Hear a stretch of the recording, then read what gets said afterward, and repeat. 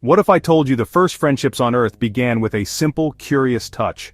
Long before cities, before words, before even fire, early humans wandered a wild, untamed world. They watched animals from a distance, learning their rhythms, their secrets. One day, a bold step, a curious hand reaching out, a cautious animal standing still. Soon they ran together side by side across the grasslands, chasing the sunrise.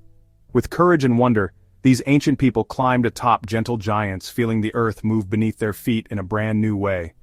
Each encounter sparked a new connection, a silent pact between human and animal built on trust, curiosity, survival. It all began with a simple act, reaching out and daring to get close.